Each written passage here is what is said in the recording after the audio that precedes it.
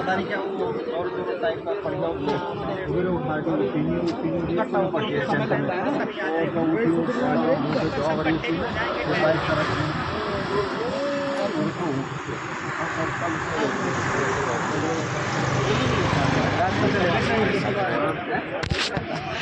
एक मिनट यार बनाने की याद नहीं रखती दिमाग में कीड़े दौड़ते रहते हैं। महाराज नमस्कार।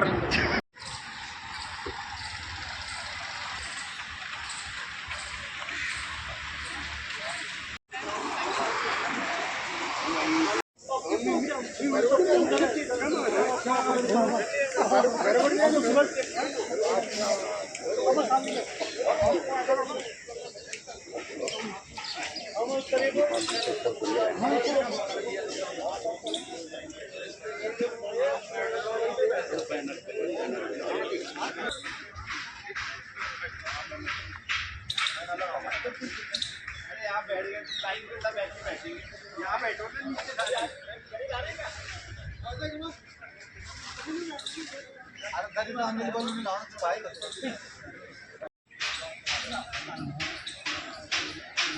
एक ही लक्ष्य एक ही नारा लालडांग चिल्लर खाल मार्ग बने हमारा। जंतर मंतर पर ही धरना क्यों? तो जंतर मंतर से आवाज़ जो पहुंच जाती है संसद तक, तो संसद तक आवाज़ पहुंचाने के लिए लोग से बिल्कुल जो है एक ही लक्ष्य एक ही नारा, एक ही लक्ष्य एक ही नारा, एक ही लक्ष्य एक ही नारा, जंतर मंतर से आई आवाज, जंतर मंतर से आई आवाज, जंतर मंतर से आई आवाज, जंतर मंतर से आई आवाज। प्रदेश की एक सबसे महत्वपूर्ण मांग लाइफ लाइन कहे जाने वाली रामनगर कालागढ़ कोटद्वार लालढांग चिल्लरखाल मार्ग के लिए जो कि हमारी दोनों कमिश्नरीज को जोड़ने का काम करती है, गढ़वाल और कुमाऊं कमिश्नरी। आज हमें उत्तराखंड प्रदेश के अस्तित्व में आने के बाद भी 25 वर्ष पूरे होने के बाद भी अपनी दोनों कमिश्नरीज के बीच में यदि जाना होता है तो उत्तर प्रदेश से होकर जाना पड़ता है।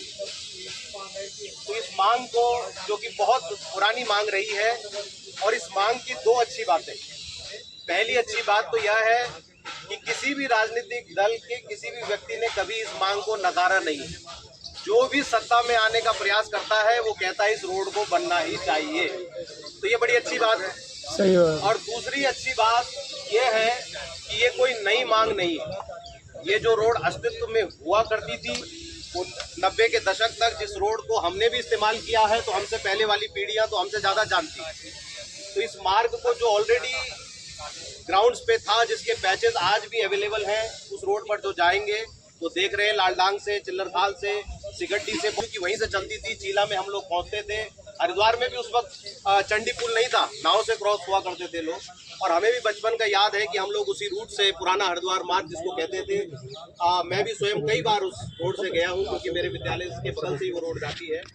तो आज इस विषय को लेकर जो अति आवश्यक है, पूरा उत्तराखंड आदमी ने हिम्मत करी और आवाज लेटर्स के माध्यम से, पत्राचार के माध्यम से, विभिन्न मंचों के माध्यम से सभी लोग लगा रहे थे। लेकिन ऐसी आवाज, ऐसी ध्येय जो भाई प्रवीण थापा जी ने लगाई है, 11 दिन पैदल चलकर नगरी कोटद्वार से और हमारे देश की शान, हमारा जो कैपिटल है, वहां पर पहुंचने का जो काम भाई प्रवीण थापा जी ने किया, निश्चित ही अभूतपूर्व है। और हम इसके लिए उनको जितनी बार बधाई दे सकें, जितनी बार उनको प्रणाम कर सकें, वो कम ही रहेगा। अब ये रोड तो बननी है, ये सब लोग जान रहे हैं, सब लोग पॉलिटिकल पार्टीज के लोगों तक भी इस बात को पहुंचा दिया गया है।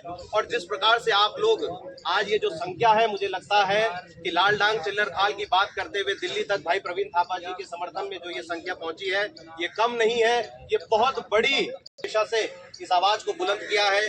सितकुल से फैक्ट्रीज के लोग जिनको सबसे ज्यादा इसका उपयोग करना है, भाई प्रवीण थापा, तो मैंने वहां भी कहा था इस बात को कि शायद इस रोड में साल में 1 या 2 बार जाएंगे, हम भी 4-5 बार चले जाएंगे।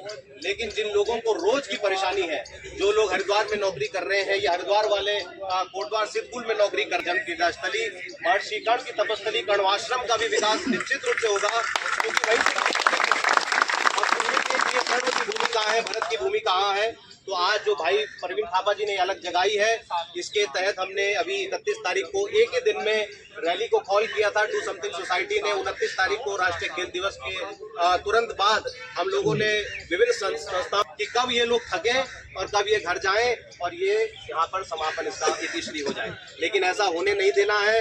भाई प्रवीण थापा जी ने जो अलग जगाई है, इसको हमें आगे आकर और ले जाना पड़ेगा, नेताओं को जगाना पड़ेगा, नेताओं तक पहुँचना हो तो उसे भी वहाँ भी पहुँचना पड़ेगा। इस मामले में हमें अपनी ईगोस को पीछे रखना है। हम सबसे मांग कर रहे हैं, जो कर देगा उसको हम श्रेय देंगे, उसको फूल मालाओं से लाद देंगे, यही नेता हमें श्रेय नहीं चाहिए, हमें तो रोड चाहिए।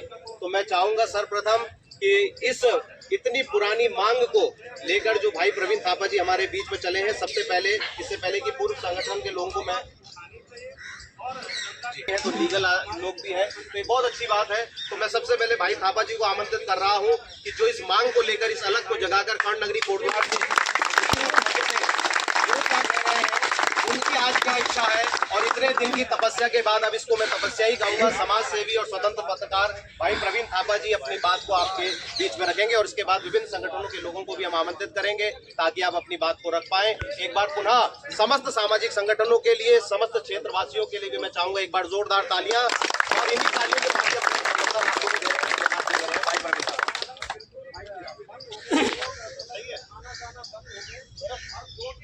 एक ही लक्ष्य, एक ही नारा, लाल डांग चिल्लर खाल मार्ग बने हमारा। एक ही लक्ष्य, एक ही नारा, लाल डांग चिल्लर खाल मार्ग बने।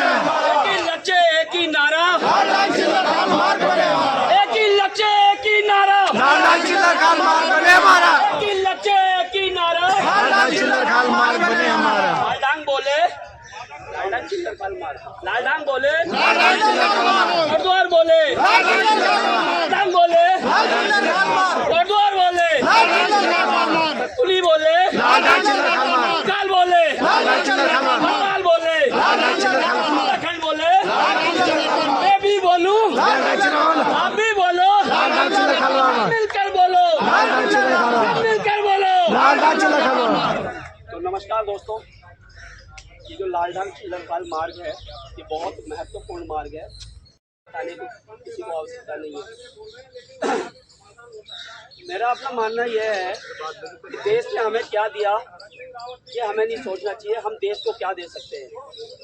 और जो मातृभूमि हमें सब कुछ देती है उसके लिए भी हमारा फर्ज होता है। जरूरी नहीं कि यार हम आर्मी में जाएंगे तभी हम देश सेवा कर सकते हैं, हम समाज में रह के भी देश सेवा कर सकते हैं। सब जो है अपने अपने क्षेत्रों में, वो किसी भी विभाग में हो, वो देश सेवा कर सकता है, लेकिन बस उसके अंदर एक इच्छा शक्ति हो, दृढ़ संकल्प हो और एक ईमानदारी से काम करने का प्रयास हो, तो हम सब कर सकते हैं। और हमारी भाई हमारा लाल डांग चिल्लर खाल मार्ग बना के हमें दे दो, हमें बहुत दिक्कत होती है। हमारा कोटद्वार, हमारा लाल डांग हो रहा है, उस लाल डांग चिल्लर खाल मार्ग के कारण विकास पूरे रुके हुए हैं। जो विकास होने चाहिए थे वो विकास नहीं हो रहे। चाहे समिति के लिए मैं एक बार जोरदार तालियां चाहूंगा, क्योंकि जो हमने समिति ने हमारा बहुत बड़ा साथ दिया और जिसकी वजह से कि वो अभूतपूर्व ऐतिहासिक यात्रा बन पाई। तो मैं चाहूंगा आप इस मांग को पढ़ेंगे भी, समर्थन पत्र को पढ़ेंगे भी और थापा जी को प्रस्तुत भी करेंगे। धन्यवाद सर। यहाँ पर कोई आदरणीय थापा सर, रोहित दयाल सर, समस्त हमारे कोटद्वार के भाई बंधु एवं हमारे सभी उत्तराखंड भाई, सबको हमारा प्रणाम। हम पूर्व सैनिक संघर्ष समिति कोटद्वार की तरफ से 4 सदस्य टीम यहाँ पे, एक 5 सदस्य टीम जो है यहाँ पे आ रही है और अपना पूर्ण समर्थन इस मार्ग के लिए हम अपना थापा जी और हम लोगों ने पहले भी इस मांग को उठाया था और इसके लिए हमने 2 रैलियां की है। शायद उस समय हम लोग जगा नहीं पाए और आज थापा साहब ने जो 11 दिन की पैदल मार्च किया दिल्ली के लिए, थापा साहब ने आज एक एक उत्तराखंडी भाई को एक एक हमारे मार्ग बनते ही रहेगा और हम अपने जो है जन प्रतिनिधियों से मांग करेंगे कि इसे जल्दी से जल्दी हमारी मांग जो है सुने और हमारी मांगों को पूरा करें। हम सबसे पहले इसी उपलक्ष्य में थापा सर का जो है आभार व्यक्त करना चाहते हैं कि भाई इन्होंने जो है इतनी बड़ी जनचेतना जो है दी है कि अब जो है जनता और नड्याल जी को आप प्रदान कर रहे हैं, आदरणीय हमारे पूर्व सैनिक, और अब मैं केतवाल जी को आमंत्रित करूं। सब लोगों को पता नहीं था कि इस रोड का महत्व को लोग जानते नहीं थे, पर जब उन्होंने इस बात को यहाँ दिल्ली से जन जन तक पहुँचाया थापा जी के द्वारा और इन्होंने जो अलग जगाई, इसके लिए मैं उनका विशेष आभार व्यक्त करता हूँ। और मैं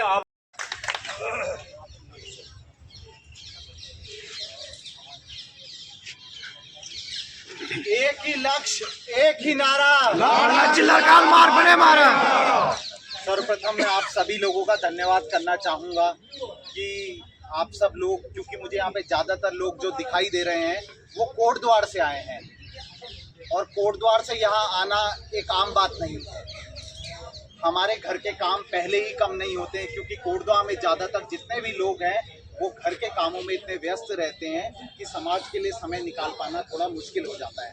पर लोगों ने जो समय निकाला है, जो मैं यहाँ पे मयंक भाई का धन्यवाद करना चाहूँगा कि वो कोटद्वार से आए और जिस तरीके से इतने सारे लोग यहाँ पे आए, तो हम बहुत गदगद हुए हैं कि इतना सपोर्ट हमें कोटद्वार से यहाँ पे मिल रहा है, जो कि आम बात नहीं है। और आज के समय जब सरकार को ये बात पता चल गई है कि लोग जाग चुके हैं, जनता जाग चुकी है, आप हर बार एक ही मुद्दे पर ये बात नहीं कह सकते कि हम अगले 5 सालों में इस काम को कर देंगे। आज थापा जी के थ्रू इस काम को जो एक स्पेशली लॉ मिली है, वो आज तक कभी नहीं मिली थी। हम कोर्टों में बात रखते थे पर वो लोगों तक नहीं पहुंचती थी, जन चेतना तक कभी नहीं वो बात पहुंच पाई। पर जो आज जन चेता है वो सिर्फ थापा जी के वजह से चेता है, वरना कोटद्वार के लोग जानते तो थे कि ये मार्ग बनना चाहिए, मगर कोई बाहर नहीं निकलता था। एक थापा जी ऐसे हैं जिन्होंने अपने घर के काम को छोड़ के कोटद्वार को प्रायोरिटी देते हुए इस काम को करने के लिए घर से बाहर निकले हैं। हम सब लोग निकले हैं, मगर हम सब लोग उनके बाद हैं। सर्वप्रथम थापा जी निकले हैं और थापा जी के जितना हम उनकी इस मामले में प्रशंसा कर लें उतना कम है। आज के दिन जब हम लोग दिल्ली में इस बात को जंतर मंतर पे धरना करने की बात को कर रहे थे, तो हमें भी बहुत सारे चैलेंजेस फेस करने हुए, क्योंकि यहाँ पर धरना करना आसान नहीं है। 10 दिन पहले फॉर्मेलिटीज पूरी करनी पड़ती है। थापा जी ने बिल्कुल वहाँ से एक दृढ़ संकल्प के साथ आए थे कि हमें धरना करना है जंतर मंतर पे, तो करना है, चाहे जितनी समस्या आ जाए, पर हम धरना करके रहेंगे और अपनी आवाज कोटद्वार से उत्तराखंड सरकार को तो देंगे ही देंगे, केंद्र की सरकार को भी देंगे। आज ये बात इस मंच से मैं कहना चाहता हूं कि कल जब ये मार्ग बनेगा तो इसका क्रेडिट सिर्फ थापा जी को जाएगा।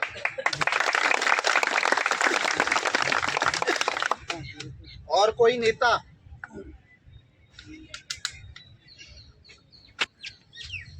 उनके पास सिर्फ 2 बहाने होते हैं। पहला, ये मैटर कोर्ट में पेंडिंग है। ये मैटर कोर्ट में आज से पेंडिंग नहीं, 2019 से पेंडिंग है, 19। और आज करीबन 6 साल इस मैटर को कोर्ट में पेंडिंग होते हुए हो चुके हैं। क्या कर रही है हमारी सरकार? सरकार जब हमारे घरों में आती है तो इस बात को कहती है कि ये कार्य करेंगे, हमें वोट दें। पर इन 6 सालों में उनकी नींद कभी नहीं टूटती है। अरे कुंभकर्ण भी 6 महीने में उठ जाता था, पर हमारे नेता 6 साल में नहीं उठते। नहीं, इस बात को कहने में हमें कोई शंका नहीं है कि हमारी सरकारें विफल हो चुकी हैं। आज लोगों को जागना पड़ेगा और सरकारों को बताना पड़ेगा कि अगली बार अगर सत्ता में आना है तो पहले मार्ग बनाओ, पहले मार्ग फिर वोट। ये साफ है। आज यहाँ पर कोई भी राजनीतिक दल से नहीं है, यहाँ पे जितने लोग हैं सबके सब अपने मन से आए हैं। वो कोट द्वार का भला चाहते हैं। किसी को ये नहीं है कि ये हो जाए वो हो जाए मेरा भला हो जाए, नहीं। एक रोड बननी चाहिए। कल के दिन जब हमारे बच्चे उस रोड से जाएंगे तो उनका कितना समय बचेगा, उन्हें काम कोट द्वार में मिलेगा। कोट द्वार की जो ग्रोथ सेंटर की बात हम कर रहे हैं, जो जिसको हम स्पेशल इकोनॉमिक जोन भी कहते हैं, आप सोचिए हमारे स्पेशल इकोनॉमिक जोन तक ना ट्रेन है। किसी नेता को ये कहना चाहिए था कि चलो हम यहाँ तक ट्रेन पहुंचा देते हैं ताकि उनको माल ढुलाई में और सस्ता पड़ेगा। ट्रेन की तो बात छोड़िए, रास्ता ही नहीं। आज वहाँ पे अगर आप देखें तो इतनी सारी कंपनियां वहाँ पे छोड़ के जा रही हैं। उसका रीजन एक ही है कि ट्रांसपोर्टेशन फैसिलिटी अच्छी नहीं है। आज के दिन कोट द्वार से दिल्ली के लिए रात्रि बस सेवा नहीं है। तो समस्याएं तो बहुत हैं, पर अगर हमारी ये रोड की समस्या सबसे पहले सॉल्व हो जाती है तो कहीं ना कहीं हमें फायदा होगा। और मैं आप सब लोगों का पुनः धन्यवाद करना चाहूंगा कि आप सब लोग आए। हम आगे ही इसको दृढ़ता से अपनी बात को रखते रहेंगे। अभी मंच में और लोग भी हैं, उन सबको हम देते हैं आगे। हम इस बारे में और जो डेवलपमेंट हो रही है वो भी आपको बताएंगे। अभी मैं मंच में माइक दोबारा से मयंक जी को मंत्री जी कहते हैं कि रोड बना, अगर कल सवेरे से रोड चालू ना हो जाए तो मेरे अगर सरकार चाहे तो एक जनहित से आदरणीय या माननीय सुप्रीम कोर्ट ने कह दिया है जानवर आदमियों से बढ़कर चलने वाले कार्य पहले आदमी की वो आपने जानवरों के वास्ते से उस रोड को बाधित कर रखा है। इसका क्या मतलब हुआ? कहीं ना कहीं कमी हमारी, हम लोगों की कमी है और उसका परिणाम सब लोगों को भुगतना पड़ रहा है। वो हम लोगों को 1935 से ये मार्ग चल रहा है, आज से नहीं है ये मार्ग। ये वो बसीम साहब के यहाँ पर उनको मालूम है, देख साहब बैठे हैं। बसीम साहब ने पक्की रोड मेटल रोड बनाई, मेरे सामने बनाई है। पक्की रोड डामर रोड है वो, उसका पैना किया जा सकता है। आज पक्की रोड बनी हुई है वो पहले ही। डीएफओ बसीम का काउंट प्रभाग का डीएफओ बसीम साहब ने बनवाई है। मुझे आज भी याद है बसीम साहब मैंने कहा ये क्या कर रहे हो, बोला क्या है आज चला गया रोड। पक्की रोड है, मेटल रोड आज भी देख सकते हैं आप।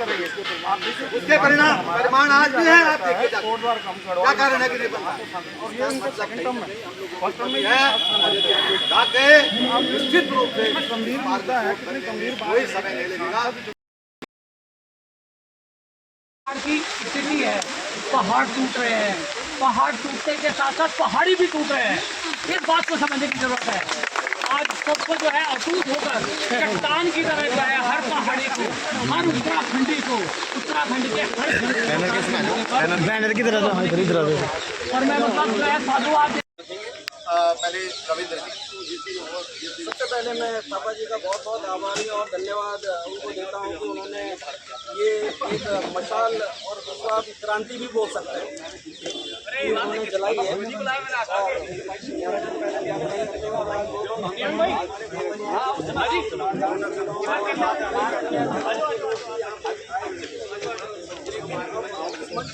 मैं ज़्यादा और कुछ न कहना, मैं ये कहना चाहूँगा कि बाकी बहुत से हमारे बुजुर्ग लोगों ने भी बड़ी अच्छी अच्छी बातें कर ली हैं। और यहाँ पे ये एक किसी का पर्सनल इशू नहीं है। कोटद्वार लालढंग चिल्लरपाल मार्ग जो है वो किसी का पर्सनल घर के लिए नहीं बन रहा है, कोई गली नुक्कड़ नहीं बन रहा वो तमाम जनता के हित के लिए बन रहा है, तमाम उत्तराखंड प्रदेश के लिए बन रहा है और उससे हमारे अन्य प्रदेशों के भी लोग उससे लाभान्वित होंगे इन भविष्य में। और जैसा कि आप सब जानते हैं और जिसको पता भी ना हो तो इस मंच के माध्यम से आज मैं जंतर मंतर से ये कहना चाहता हूँ कि स्वर्ण नगरी जो हमारा कोटद्वार है उसका ऐतिहासिक इतना अधिक महत्व है, लेकिन आज उसकी स्थिति हम क्या हो गई है, क्या दयनीय स्थिति उसकी बना दी है चंद अपने राजनीतिक फायदों के लिए कुछ लोगों ने। भी बोलूं, भोपाल भी बोले, देहरादून भी बोले, देहरादून भी बोले, उत्तरकाशी भी बोले, दिल्ली भी बोले, भारत भी बोले, एक ही नारा, बोले, गढ़कुमाऊं बोले, उत्तराखंड प्रदेश बोले, received on Bharat Pay. जी बोले, नेगी जी बोले, रावत जी बोले, डू समथिंग सोसाइटी बोले, हम सब बोले, मीडिया बोले, सैनिक बोले, हमारे क्षेत्रवासी बोले, हम सब थोड़ा सा ना हम सब थोड़ा सा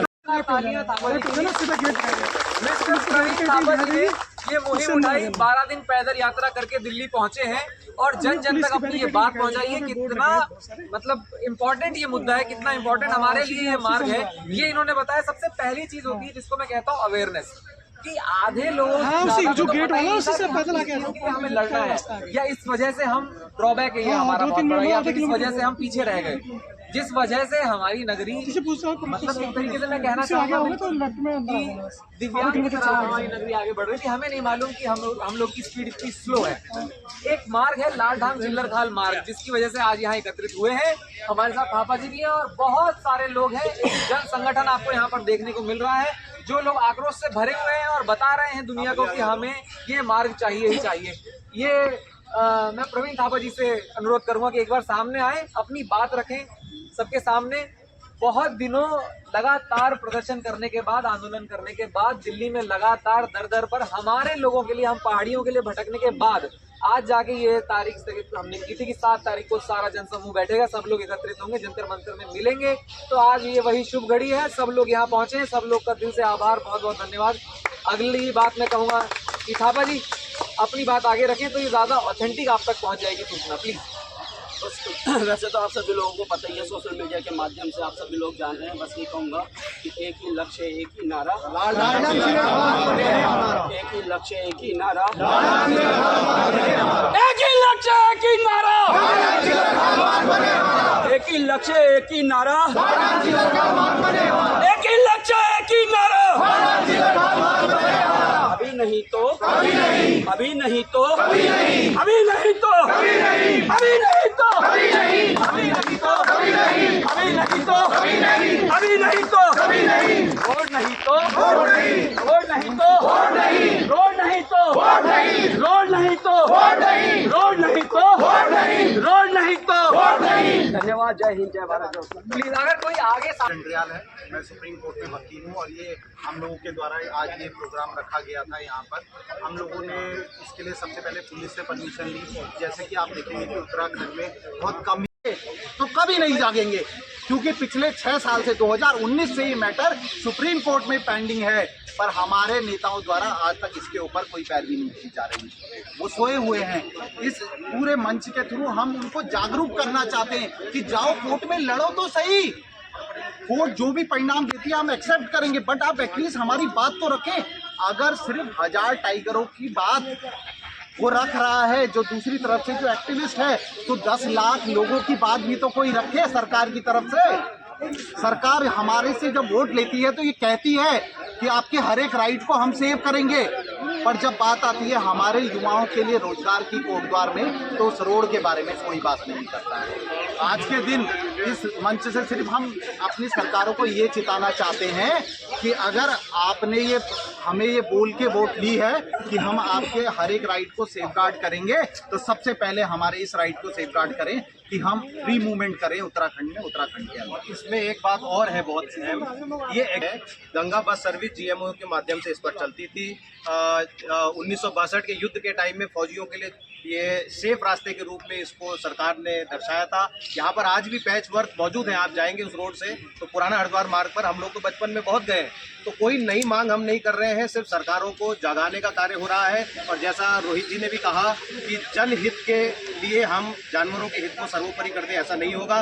सुप्रीम कोर्ट ने भी कह दिया है कि जनहित सर्वोपरि है और जानवरों के हित को देखने के लिए एलिवेटेड रोड उसके लिए बहुत अच्छा समाधान है। तो जो बनी हुई चीज़ है उसको सही करने की बात यहाँ पर हो रही है। कोई नई मांग को लेकर उत्तराखंड प्रदेशवासी यहाँ पर नहीं आ रहे हैं। और हमारे ही प्रदेश की दो कम्युनिटीज़ को जोड़ने के लिए यदि हमें दूसरे प्रदेश से जाना पड़े तो निश्चित रूप से सबके लिए बहुत सोचनीय है। तो मैं इस मंच के माध्यम से